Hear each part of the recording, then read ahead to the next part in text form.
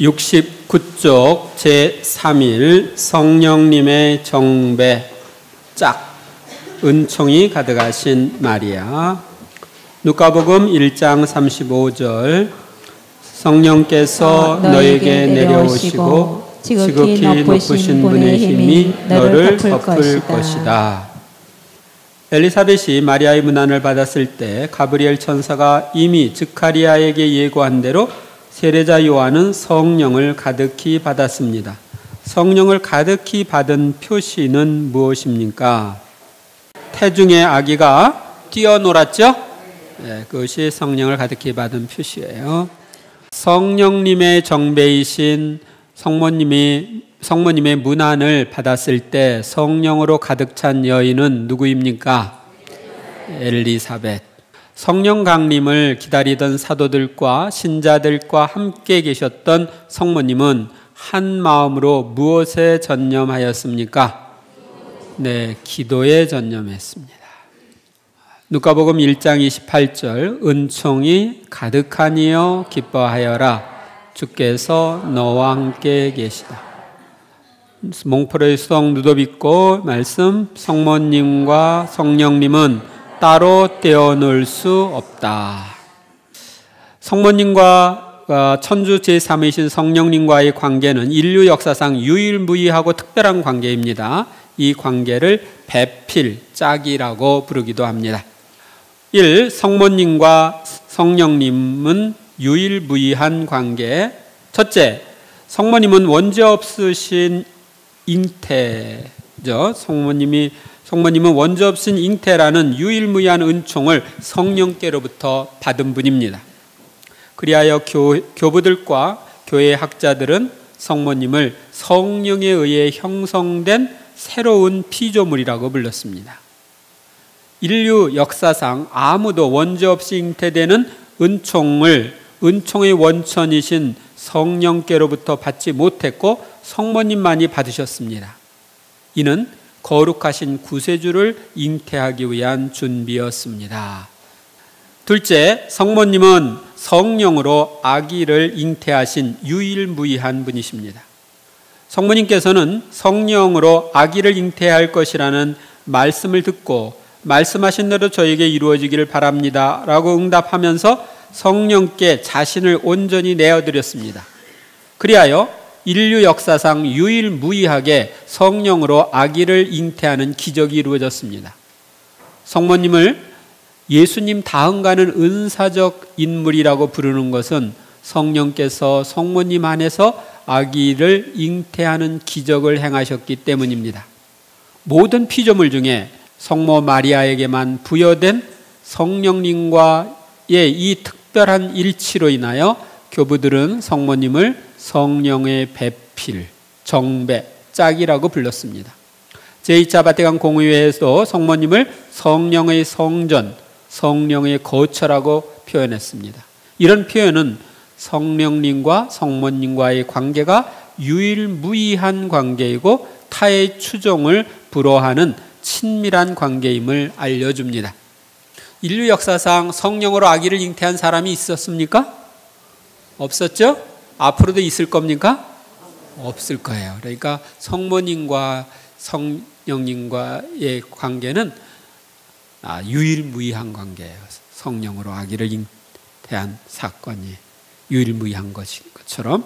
셋째, 성모님은 신약시대 최초로 성령을 가득히 받으신 분입니다. 은총이 가득하다는 말은 성령이 가득하다는 뜻이기도 합니다.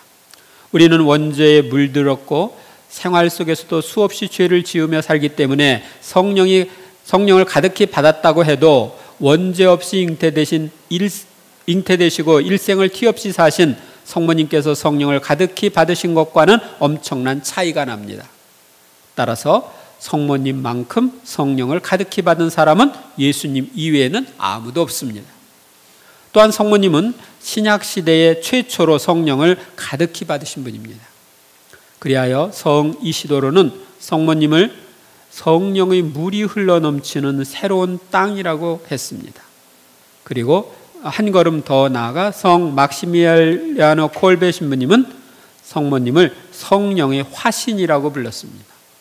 예수님을 통하여 아버지의 모습을 볼 수 있는 것처럼 우리는 성령으로 가득 차신 성모님께서 예수님과 사람들에게 보이신 사랑 속에서 성령님의 사랑을 볼 수 있습니다. 성모님에게서 드러나는 성령님의 모습은 성령님의 영광을 감소시키기보다 증가시킵니다. 성령의 걸작품이 바로 성모님이에요. 성령님을 받아들이도록 도와주시는 성모님. 첫째, 성모님은 엘리사벳과 태중의 아기가 성령을 가득히 받도록 돕는 역할을 했습니다. 성령으로 성자를 잉태하신 성모님은 세례자 요한을 잉태한 엘리사벳을 방문함으로써 엘리사벳과 그 태중의 아기가 성령을 가득히 받도록 하였습니다. 엘리사벳과 태중의 아기가 성령을 가득히 받은 것은 성모님의 태중에 계신 예수님 때문이라고 하여 성모님의 역할을 무시하는 이들이 있습니다. 그러나 성모님이 태중의 예수님을 모시고 엘리사벳을 방문하지 않았다면 엘리사벳과 태중의 아기는 성령을 받지 못했을 것입니다. 둘째, 성모님께서는 예수님께서 승천하신 후 성령 강림을 기다리던 사도들과 신자들 가운데 계시면서 함께 기도함으로써 성령을 가득히 받도록 도와주셨습니다. 성령 강림으로 예수님이 구세주이심을 증거하는 교회가 시작되었습니다. 따라서 이미 성령을 가득히 받으신 성모님께서 제자들이 오순절에 성령을 가득히 받도록 기도함으로써 교회의 탄생에 참여하였습니다. 그러니까 이 성모님은 이미 받으신 분이에요. 교회의 머리이신 예수님께서 성령으로 잉태되어 나시는데 참여하신 성모님은 성령 강림으로 이루어진 지체의 탄생에도 참여함으로써 교회의 어머니가 되셨습니다. 그래서 성모님을 교회의 어머니라고 우리가 부릅니다. 셋째, 성모님께서는 오늘날도 우리들이 성령의 은총을 받도록 도와주시는 분입니다. 교회 역사를 통해 살펴보면 성령으로 충만하여 위대한 삶을 사셨던 성인 성녀들은 한결같이 성령의 짝이신 성모님과 특별히 친밀하게 지내면서 많은 도움을 받았습니다. 오늘날도 성모님과 친밀한 사귐을 나누며 생활하는 이들은 성령님의 은혜를 쉽게 받을 뿐만 아니라 더 능력적으로 봉사하며 겸손하고 균형 잡힌 삶을 살고 있습니다. 몽포르의 성 루도비코는 성령께서는 어떤 영혼이 마리아를 찾으면 그리로 날아 들어간다. 완전하게 들어가서 그 영혼과 풍부한 의사소통을 한다. 지금 성령께서 영혼에 깜짝 놀랄 만한 기적을 보이지 않는 이유는 그분의 충실하고 분리할 수 없는 배필과의 긴밀한 결합을 영혼 안에서 발견하지 못하기 때문이다 라고 했습니다. 그러니까 여러분들이 성모님과 가까워져야 성령님과도 가까워질 수 있어요. 3. 성모 마리아를 증거하는 성령님. 첫째, 성령께서는 엘리사벳의 입을 통해 성모 마리아가 어떤 분이신지를 증거해 주셨습니다. 엘리사벳이 성령으로 가득 차 큰 소리로 외친 내용은 성령께서 마리아에게 대하여 엘리사벳에게 계시해 주신 내용입니다. 성령께서는 성모 마리아가 여인들 가운데 가장 복된 분이고 주님의 어머니이시며 주님께서 하신 말씀이 이루어지리라고 믿으셨기에 행복한 분이시라고 계시해 주시고 증거해 주셨습니다. 이런 내용은 성령께서 알려주시지 않았다면 엘리사벳이 알 수 없었던 내용입니다. 둘째, 오늘날도 성령께서는 성모 마리아를 증거해 주십니다. 성모님께서 우리를 성령께로 인도하시어 우리가 성령 안에 새 삶을 살 수 있도록 하시는 것처럼 성령께서는 우리를 당신의 정배이신 성모님께 인도하여 주십니다. 그리하여 성모님과 가깝게 지내는 분들은 성모 신심이 싹트고 자라게 되며 이미 가지고 있었던 성모 신심이 활성화됩니다. 그러니까 성령님과 가까워지면 성모 신심이 활성화됩니다. 성령께서는 성모님이 어떤 분이신지를 더 깊이 깨닫고 체험하도록 도와주십니다. 특히 진리신 성령께서는 성모님과 관련된 성경 말씀의 의미를 깊이 깨닫도록 도와주십니다.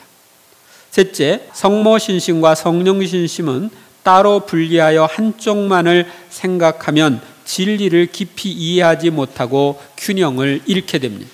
일부 개신교에서는 천주교는 성령이 없고 마리아가 성령의 역할을 대신한다고 말합니다.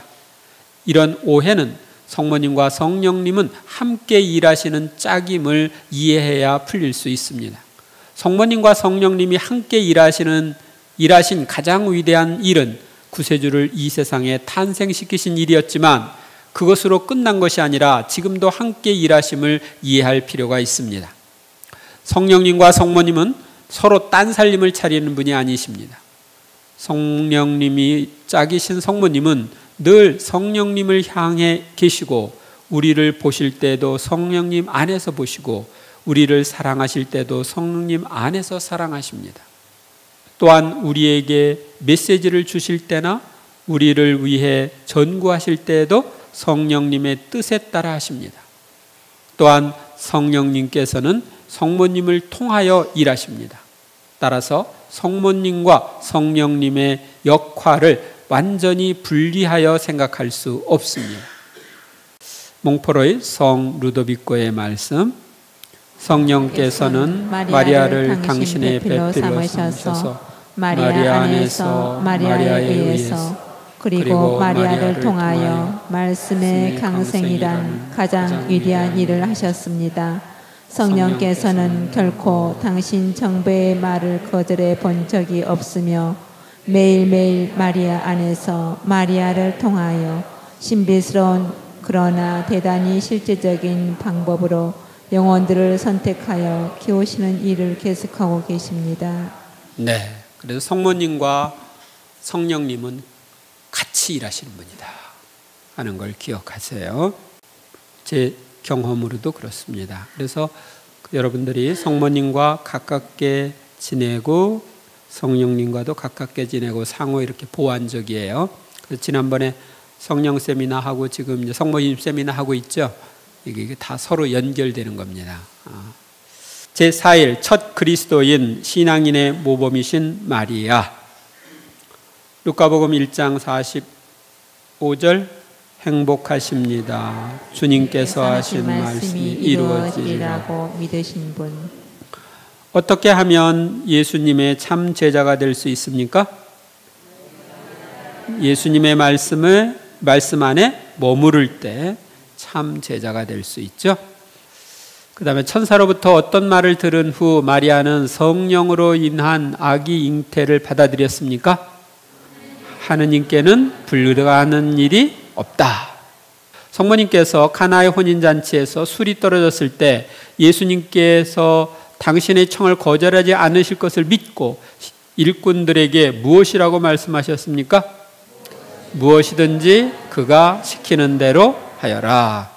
히브리서 11장 6절 믿음이 없이는 하느님의 마음에 들 수 없습니다. 성모 마리아께서 지니신 신앙은 모든 신앙인들의 모범이고 이상입니다.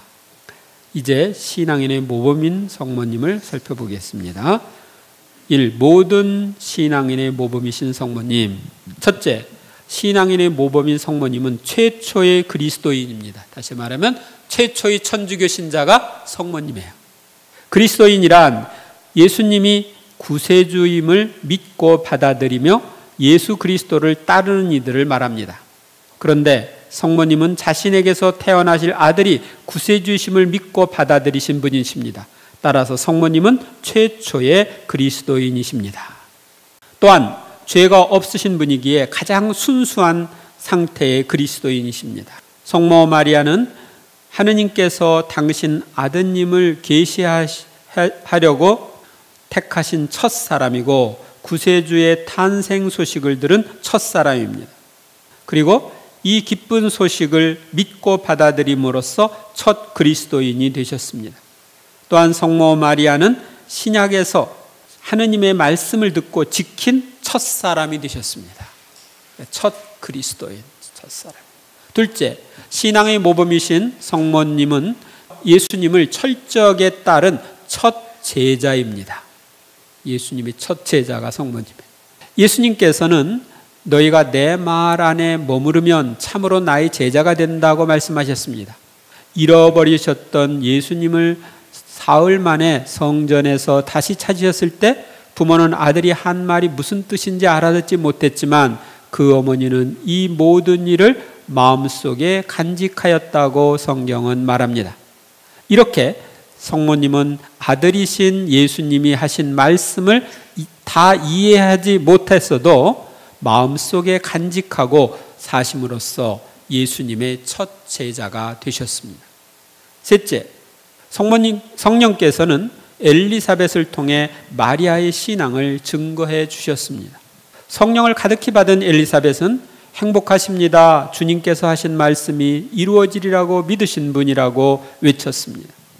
성령께서는 엘리사벳에게 성모 마리아가 행복한 이유가 그분의 믿음 때문임을 알려주어 외치게 하신 것입니다.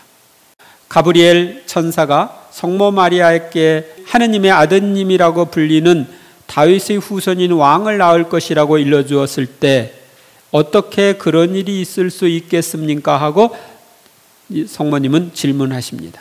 이는 천사의 말을 의심했기 때문이 아니라 천사의 말대로 이루어질 수 있다고 믿으면서도 어떤 방법으로 일어날 것인지를 묻는 질문이었습니다. 그래서 성령을 가득히 받은 엘리사벳은 마리아의 믿음을 칭송하였습니다. 하느님의 말씀에 대한 철저한 신뢰와 하느님의 뜻에 순종하는 믿음이 바로 성모님의 믿음입니다.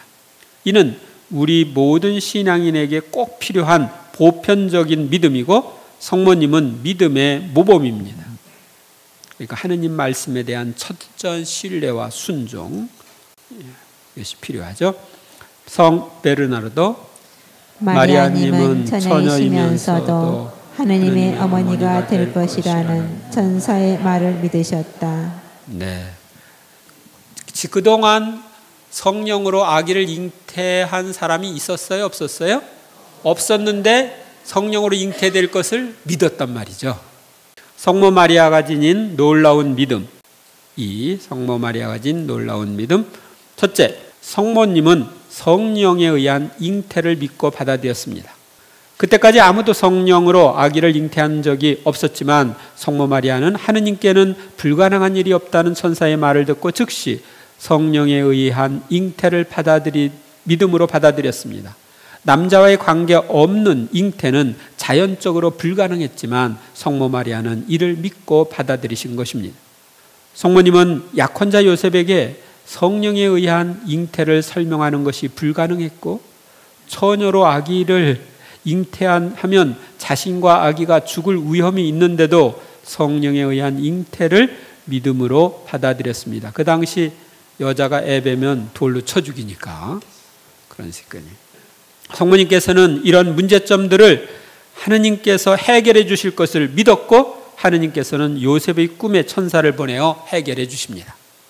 둘째, 예수님의 첫 기적은 성모님의 믿음에 대한 응답이었습니다. 성모님께서는 예수님께서 기적을 행하시는 것을 보지 못했어도 기적을 행하실 수 있는 능력이 있다는 것을 믿으셨습니다.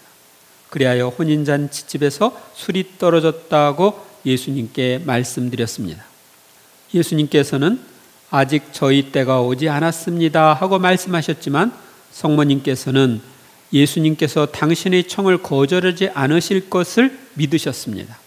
그리하여 일꾼들에게 무엇이든지 그가 시키는 대로 하여라 하고 말씀하셨습니다.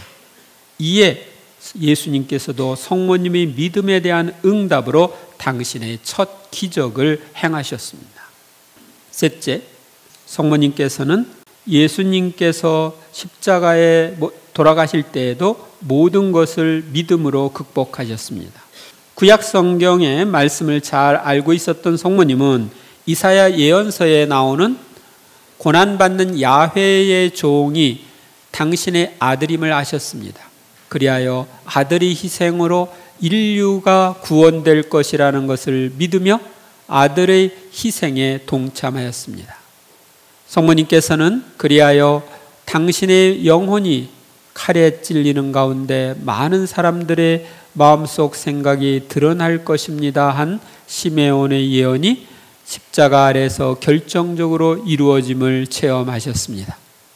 성모님께서는 예수님께서 몸소 말씀하신 대로 죽으신 후에 사흘 만에 부활하실 것을 믿으며 모든 고통을 극복하셨습니다. 성 알퐁소 리고리 그 아드님이 십자가에 매달려서 갖가지 모욕을 당하며 돌아가시는 것을 보았을 때 다른 모든 이의 믿음은 흔들렸지만 마리아님께서는 그분이 하느님이셨다는 믿음을 끝까지 지키셨다. 네. 3. 성모 마리아의 믿음이 가져온 열매. 첫째, 성모님의 믿음은 신약 시대를 열었습니다. 아브라함의 믿음이 구약의 출발점이었다면 성모 마리아의 믿음은 신약의 출발점입니다. 하느님의 말씀에 대한 하와의 불신으로 맺어진 매듭을 성모님께서는 하느님의 말씀에 대한 믿음으로 풀으셨습니다. 성모님께서는 구세주를 육체적으로 잉태하기 전에 먼저 믿음으로 말씀을 받아들임으로써 믿음으로 말씀을 마음에 품으셨습니다. 성자께서는 이런 마리아의 믿음에 응답하여 마리아의 태중에 잉태되심으로써 신약 시대가 열렸습니다. 성 이레네오 하와의 불순종이 묶어놓은 매듭을 마리아의 순종이 풀어주었고 처녀 하와가 불신으로 맺어놓은 것을 동정 마리아가 믿음으로 풀었다. 네. 둘째, 성모님의 믿음은 하느님이 사람이 되시게 하였고 사람이신 성모님을 하느님의 어머니가 되게 하였습니다. 만일 성모님께 믿음이 없었다면 사람이 되고자 하신 성자를 잉태할 수 없으셨을 것입니다. 그러나 하느님께서 하신 말씀이 꼭 이루어지리라고 믿으셨기에 주님이신 하느님이 사람이 되셨고 성모님은 하느님의 어머니가 되어 가장 행복한 분이 되셨습니다. 성모님께서 받으신 축복과 특권은 성모님의 믿음에서 비롯되었습니다. 성경은 행복하십니다. 주님께서 하신 말씀이 이루어지리라고 믿으신 분이라고 말하고 있습니다. 셋째, 성모님의 믿음은 성모님께 인류 역사상 최초로 삼위일체의 신비를 이해하고 체험하게 하셨습니다. 성모님께서는 삼위일체의 신비를 최초로 계시받으신 분이십니다. 천사가 주님께서 너와 함께 계시다 하고 한 인사말에서는 성부이신 하느님이 계시되고 있습니다. 또한 성령께서 너에게 내려오시어 태어날 아기는 하느님의 아드님이라 불릴 것이다 하는 말씀에는 성자이신 하느님과 성령이신 하느님이 계시되고 있습니다. 성모님께서는 삼위일체가 계시된 이 말씀을 믿고 받아들임으로써 인류 역사상 최초로 성삼과 특별한 관계를 맺고 삼위일체의 신비를 몸과 마음으로 체험하신 분이십니다. 또한 성모님은 예수님 다음으로 성령을 가득히 받으신 분이기에 성모님보다 더욱 가깝게 삼위 하느님과 일치된 생활을 한 사람은 아무도 없습니다. 가톨릭 교회 교리서 967항. 동정 마리아는 성부의 뜻과 성자의 구속 사업과 성령의 모든 활동에 전적으로 따르고 참여함으로써 교회를 위해서 신앙과 사랑의 모범이 된다. 네. 제5일 나의 어머니, 새 인류의 어머니이신 마리아. 이 내용은 아주 중요합니다. 요한복음 19장 27절 이분이 내 어머니시다. 천사는 성모 마리아가 낳을 예수님이 당신 백성을 무엇에서 구원하실 것이라고 하였습니까? 죄에서 구원할 것이라고. 구원 사업의 절정인 십자가 위에서 예수님께서는 어머니와 사랑하는 제자를 보시고 먼저 어머니에게 무엇이라고 말씀하셨습니까? 여인이시여 이 사람이 어머니의 아들입니다. 우리는 누구의 몸이고 한 사람 한 사람은 무엇입니까? 우리는 그리스도의 몸이고 한 사람 한 사람은 그 지체입니다. 요한복음 19장 27절. 그때부터 그 제자가 그분을 자기 집에 모셨다. 성모님께서는 구세주의 어머니가 되어 인류 구원 사업의 협력자가 될 것을 제안하고 이를 받아들였습니다. 그리하여 예수님은 당신 구원 사업이 결정적으로 이루어지는 십자가 위에서 성모님을 나의 어머니이며 제자의 어머니, 우리 모두의 어머니로 주셨습니다. 이 내용이 아주 중요한 내용이니까 정신 바짝 차리고 들으세요. 1. 성경적 근거. 첫째, 예수님께서 십자가 위에서 이분이 내 어머니시다 하신 말씀은 성모님이 나의 어머니이심을 알려줍니다. 성경 말씀은 당시 사람들뿐만 아니라 모든 사람에게 하신 말씀입니다. 따라서 이분이 내 어머니시다 하신 말씀도 우리 각 사람에게 하신 말씀입니다. 따라서 예수님의 어머니인 성모님은 나의 어머니도 되십니다. 성모님은 나 개인의 어머니가 되시는 겁니다. 아시겠습니까? 그러니까 나의 어머니예요. 둘째, 예수님이 사랑하는 제자들에게 이분이 내 어머니시다 하고 하신 이 말씀은 성모님께서 모든 제자의 어머니임을 알려줍니다.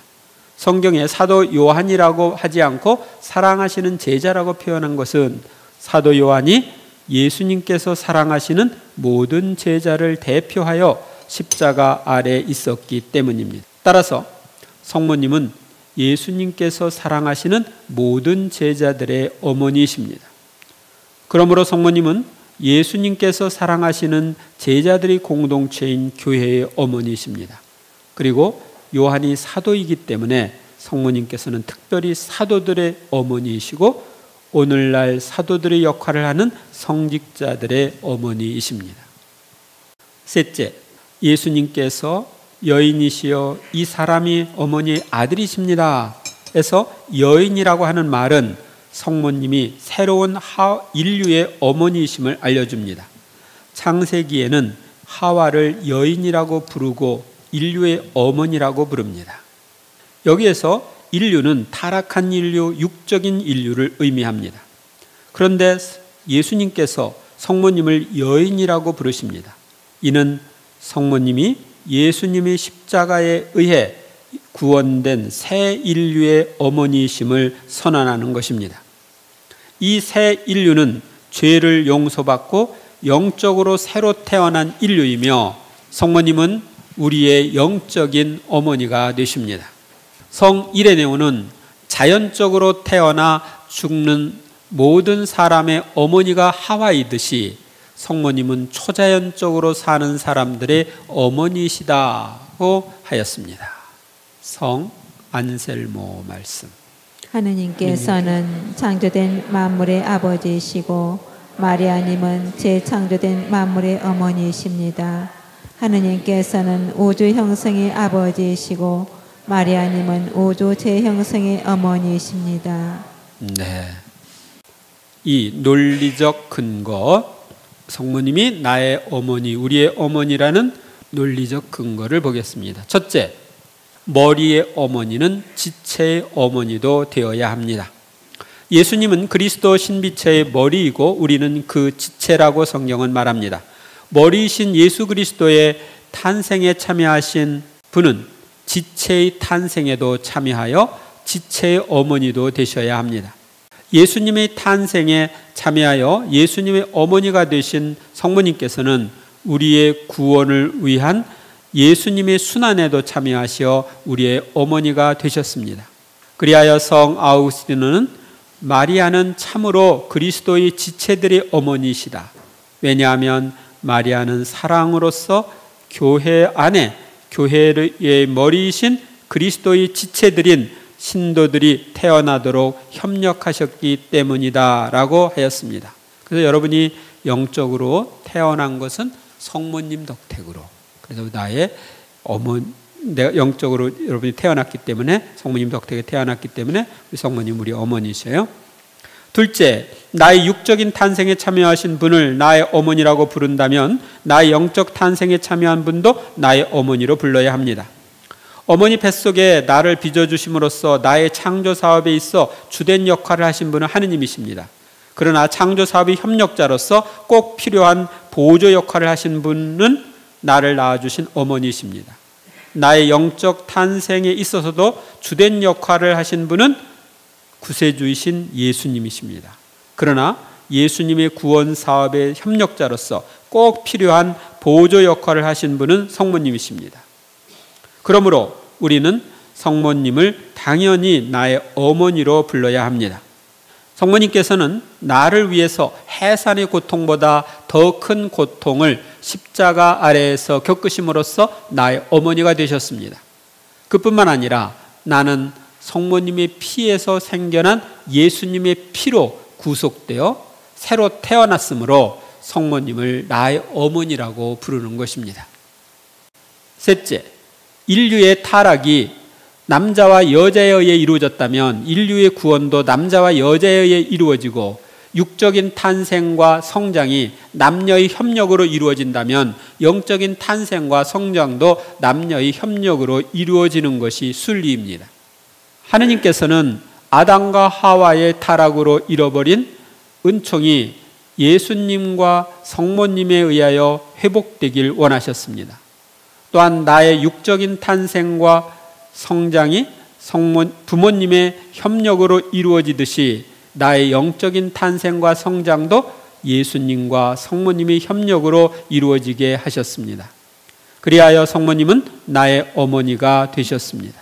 교황 바오로 6세는 회칙 위대한 징표에서 마리아는 하늘에서 지금도 죄를 속죄하는 한 사람 한 사람 속에서 영적 생명이 태어나 자라는 것을 협력자로서 도와주면서 어머니로서의 역할을 수행하고 계신다고 하였습니다.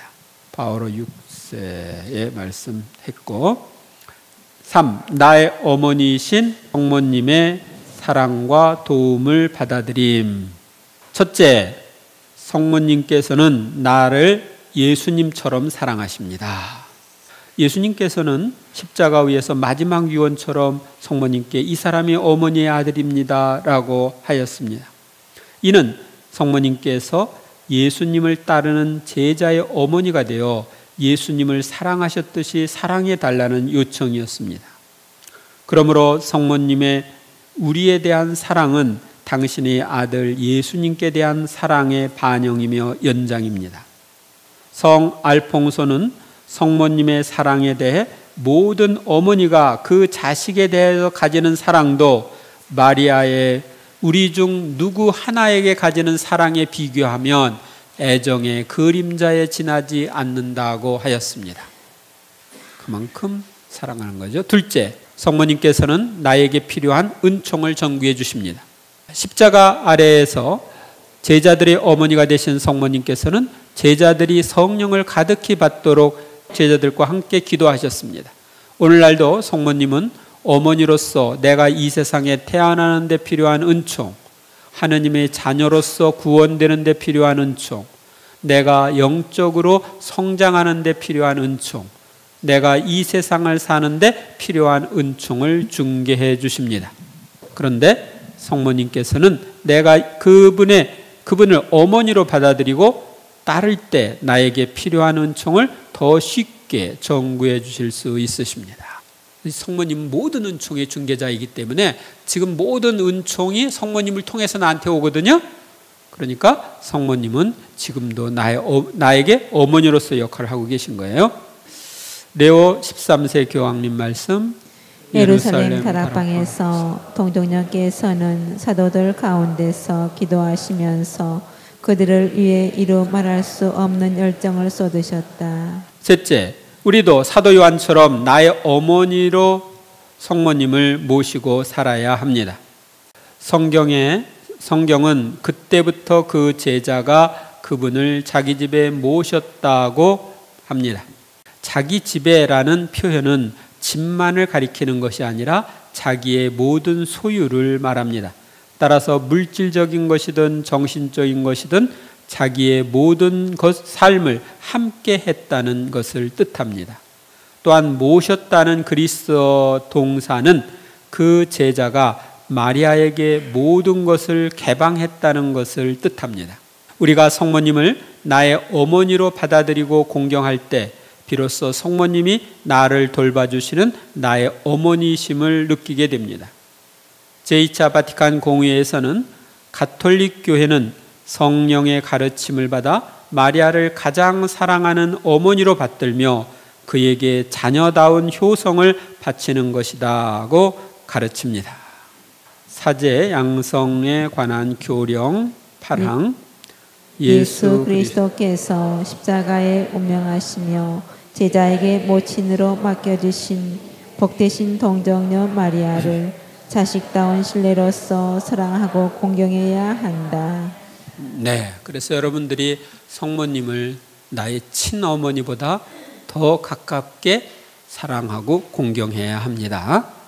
제6일 하늘의 모후 승천하신 마리아. 묵시록 12장 1절. 그리고 하늘에 큰 표징이 나타났습니다. 태양을 입고 발밑에 달을 두고 머리에 12개의 별로 된 관을 쓴 여인이 나타난 것입니다. 묵주의 기도 영광의 신비 4단을 쓰십시오. 예수님께서 마리아를 하늘에 불러올리심을 묵상합시오. 묵주의 기도 영광의 신비 5단을 쓰십시오. 예수님께서 마리아를 천상모의 관을 씌우심을 묵상합시오. 천사는 성모 마리아에게 태어날 아기가 어떻게 될 것이라고 말하였습니까? 주 하느님께서 그분의 조상 다윗의 왕자를 그분께 주시어 그분께서 야곱 집안을 영원히 다스리시나니 그분의 나라는 끝이 없을 것. 영원히 다스린다, 끝이 없다 하는 것은 지상의 나라가 아니죠.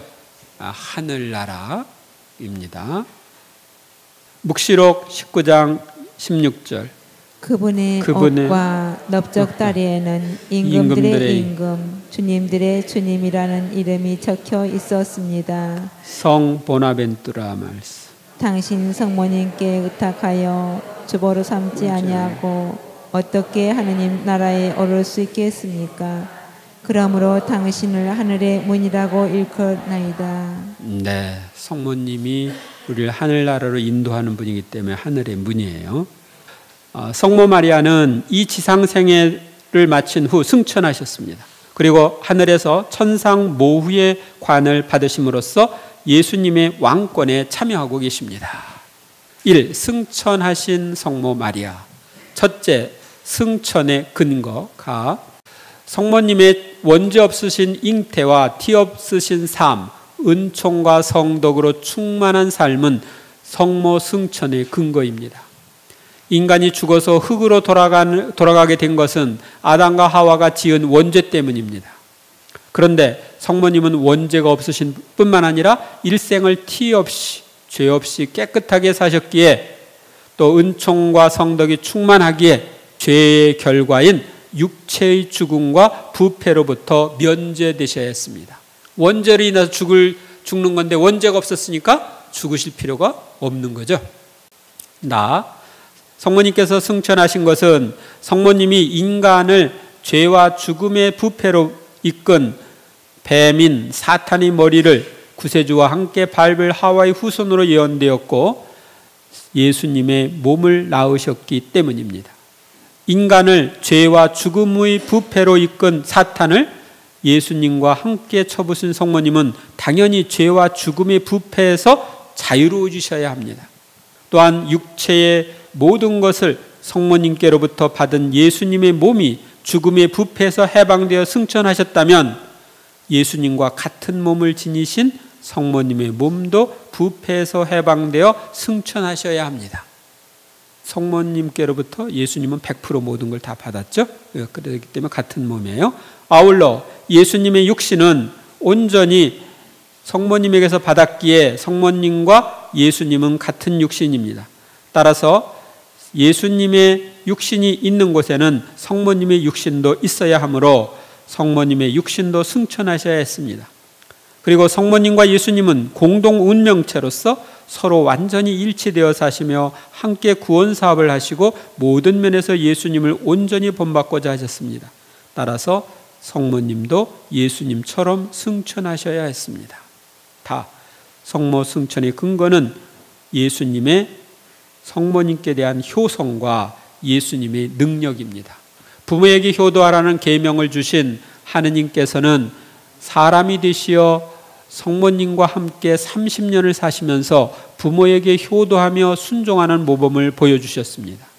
예수님께서는 지상생애 때 성모님께로부터 받은 모든 사랑에 대한 보답과 효성으로 지상생애를 마친 성모님을 하늘로 불러 올리셨습니다.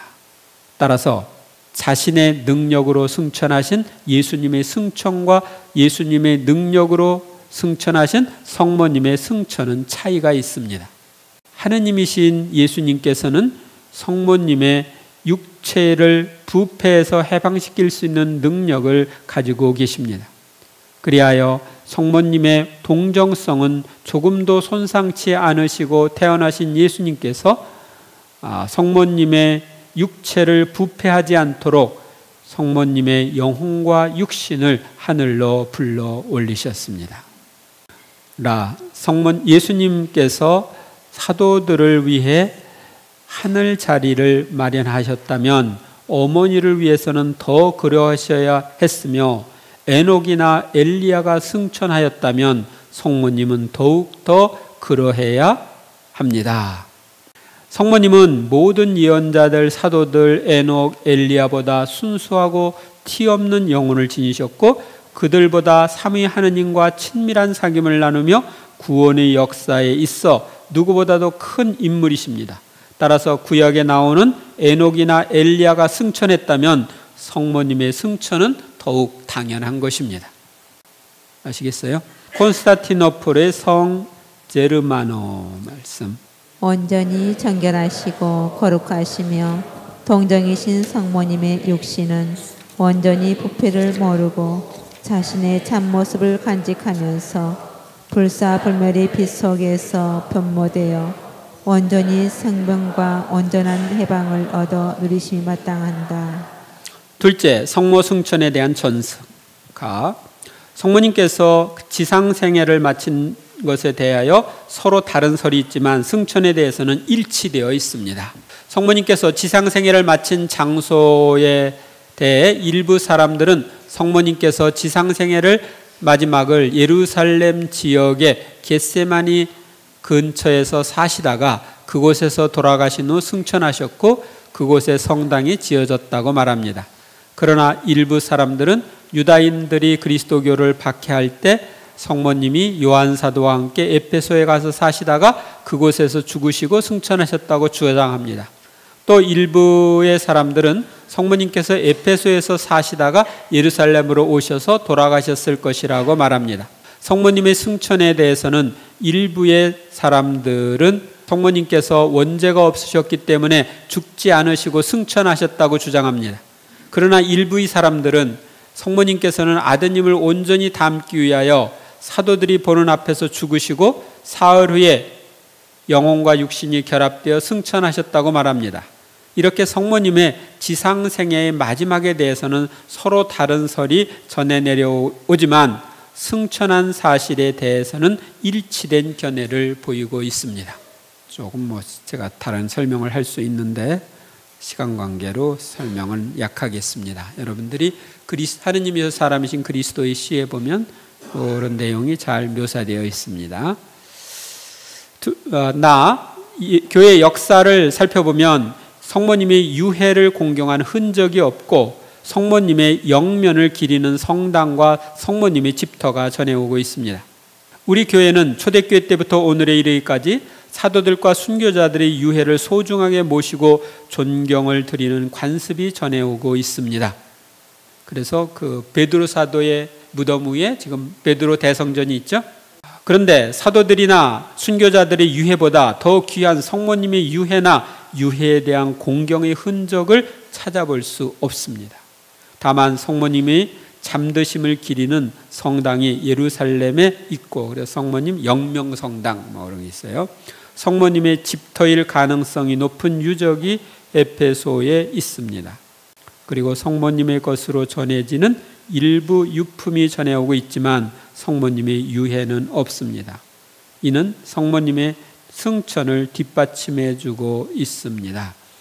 제가 어떤 책에 보니까 성모님이 머리카락이 전해 내려오고 있다가 1800 몇 년인가 그 이태리에서 그것이 모셔져 있던 성당에 지진이 일어나서 무너지는 바람에 그때 유실됐다, 그런 얘기를 본 적이 있습니다.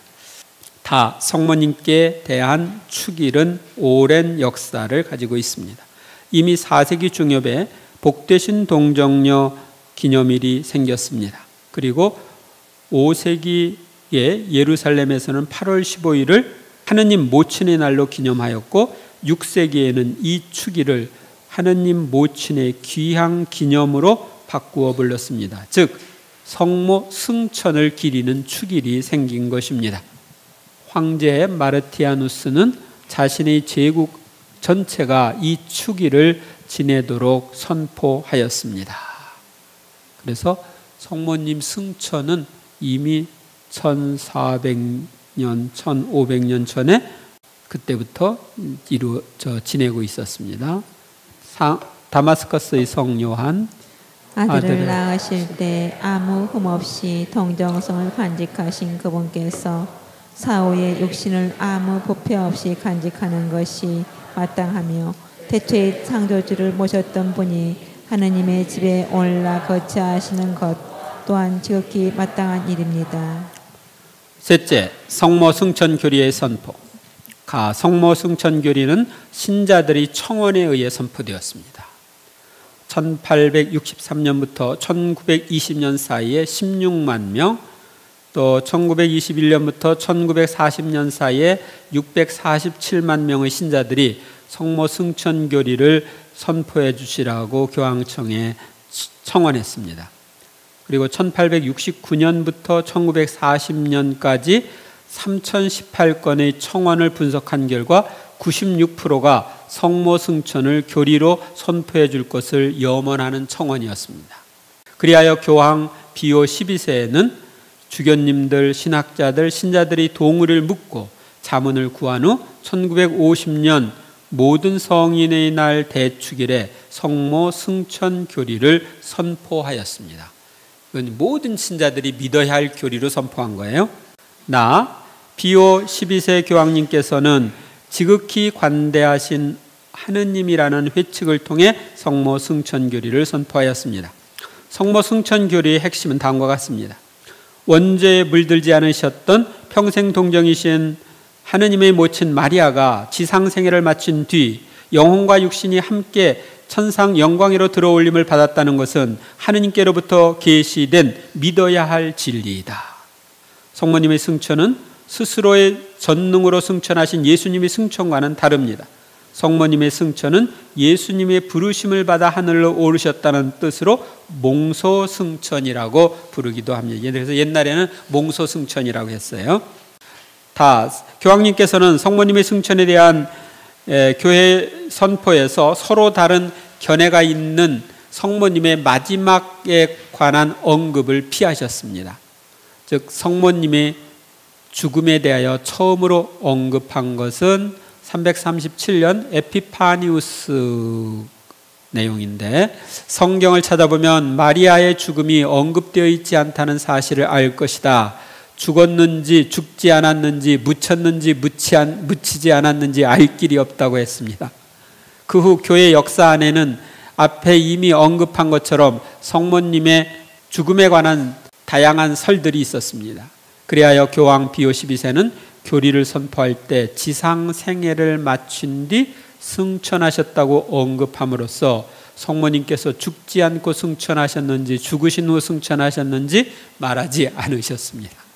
이 천상 모의이신 성모님, 첫째 성서적 근거. 천상 여왕에 관한 성경적 근거는 묵시록 12장입니다. 그리고 하늘에는 큰 표징이 나타났습니다. 태양을 입고 발밑에 달을 두고 머리에 12개로 된 관을 쓴 여인이 나타난 것입니다. 해서 여기 여인은 성모 마리아와 교회를 가리킵니다. 이 묵시록에 나오는 여인은 요한복음에 나오는 여인과 같은 인물입니다. 묵시록과 요한복음은 둘 다 같은 용어인 여인을 쓰고 있으며 다른 아들에 대해 언급되어 있고 그 모성이 고난과 연결되어 있습니다.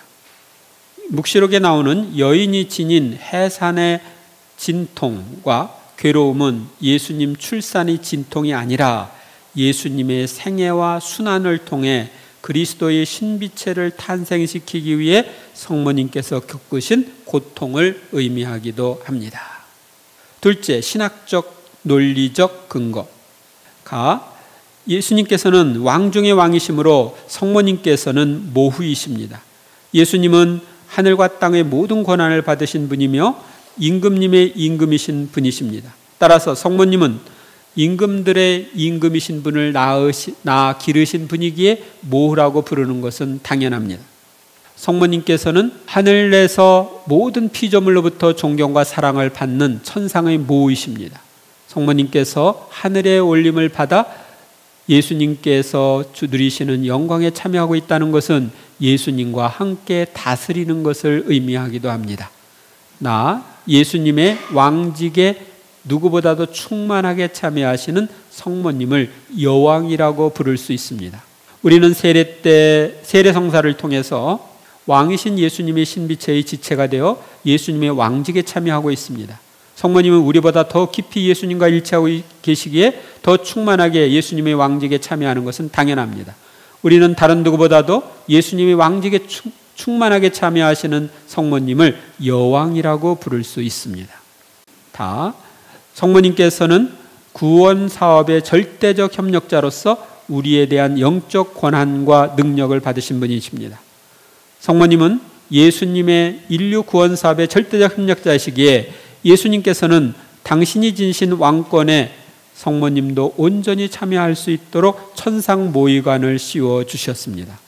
뿐만 아니라 성모님은 예수님에 의해서 우리의 어머니가 되셨기에 우리에 대한 어머니로서의 영적 권한과 우리를 돌볼 수 있는 능력을 예수님께로부터 받는 것은 당연한 일입니다.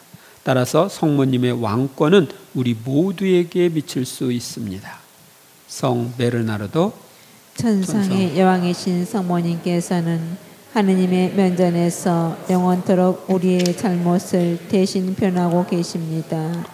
셋째, 여왕이신 성모님의 발현과 축일가 성모님께서는 1531년 12월 9일에서 12일까지 멕시코의 테페약산에서 묵시록 12장에 나오는 여인의 모습으로 4번 발현하셨습니다. 4번째 발현에서 성모님은 주교님의 요청대로 발현을 입증할 표적으로 겨울산에 있는 장미를 주셨습니다. 그리고 발현을 목격한 후한 뒤에 있고 성인이 그 장미꽃을 만두에 담아가지고 가서 주교님 앞에 펼쳤을 때 그 만두에는 발현하신 성모님의 모습이 박혀 있었습니다. 그 모습은 묵시록에 나오는 태양을 입고 달을 밟고 있는 여인의 모습이었습니다. 그래서 아까 봤던 그림에 보면 태양을 입어서 옆에 이제 이렇게 태양빛이 이렇게 빛나는 걸 볼 수 있고 달을 밟고 있죠. 묵시록에 있는 내용이 그대로 실현된 거예요. 1830년에 성모님의 발현도 여왕이신 성모님과 관련된 발현입니다. 성모님께서는 1830년 7월 18일과 27일에 프랑스 파리에서 카타리나 라브레 수녀님에게 발현하셨고 12월에는 당신이 보여주신 모습으로 패를 만들려고 하셨습니다. 성모님이 보여주신 이 패의 뒷면에는 12개의 빛나는 별들이 예수 성심과 성모 성심을 둘러싸고 있습니다. 이 12개의 별은 묵시록 12장에 나오는 12개의 별로 된 관을 쓴 여인과 연결됩니다. 성모님이 지시하신 대로 만들어진 패로 많은 기적이 일어나서 우리는 기적의 패라고 부르고 있죠. 교회는 여왕이신 복되신 동정 마리아 축일을 제정하였습니다. 여왕이신 마리아 축일 제정 경위는 다음과 같습니다. 1900년부터 성모 마리아에게 왕권적 권위와 영예가 주어져야 한다는 요청이 바티칸에 쇄도하였습니다. 그리고 이러한 요청은 그리스도 왕 축일이 제정된 다음 더욱 증가하였습니다. 비오 12세는 회칙 하늘의 여왕께를 통하여 마리아께서 여왕이심을 선언하고 5월 31일을 축일로 지내도록 하였습니다. 그 로마 전례력 개정에 따라 성모승천 대축일의 제8부인 8월 22일을 모후이신 마리아, 모으신 복되신 동정 마리아 기념일로 지내게 되었습니다. 3. 성모승천과 천상 모이심의 의미. 첫째, 성모승천은 우리의 구원이 영혼과 육신의 완전한 구원임을 알려줍니다. 성모님의 승천은 그분의 영혼과 육신의 완전한 구원이라는 목표를 이미 도달한 것이고 우리도 앞으로 그 목표에 도달할 희망이 있음을 알려줍니다. 그리고 성모님의 승천은 우리의 목적지가 천상이며 지상은 천상을 향하여 나아가는 나그네 길임을 알려줍니다. 둘째로 성모님께서 천상 모의 관을 쓰신 것은 지상의 삶이 천상의 영광을 결정하는 것임을 보여줍니다. 진정한 왕직은 예수님처럼 죽기까지 인간을 섬기고 성모님처럼 아들을 내어주기까지 인간을 사랑하는 것입니다. 그리하여 예수님은 왕 중의 왕이 되셨고 성모님께서는 천상의 모우가 되셨습니다. 이렇게 지상의 삶은 천상의 삶을 결정합니다.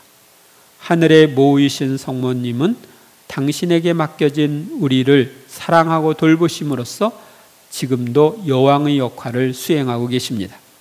셋째, 우리는 묵주의 기도 영광의 신비 4단과 5단을 묵상할 때마다 성모님의 승천과 천상 모이심의 의미를 되새기고 성모님을 본받도록 힘써야 합니다. 우리 성모 신심의 목표는 성모님의 삶을 본받는 것입니다. 우리가 이 지상에서 성모님을 공경하고 성모님처럼 살도록 힘쓸 때 우리도 성모님처럼 승천해서 하늘 영광에 참여하게 될 것입니다. 교회 헌장 59항 마침내 피 없이 깨끗하신 동정녀께서 조금도 언제 물들지 않으셨으며 지상 생활을 마친 후에 영혼과 육신이 천상 영광에도 부르심을 받으시어 주님으로부터 천지의 모으로 추대받으셨다. 이로써 마리아는 다스리는 자들의 주님이시며 죄와 죽음에 대한 승리자이신 당신 아드님을 더욱 안전히 닮게 되셨다. 네, 영광이 성부와 성자와 성령께 성부와 성자와 성령의 이름으로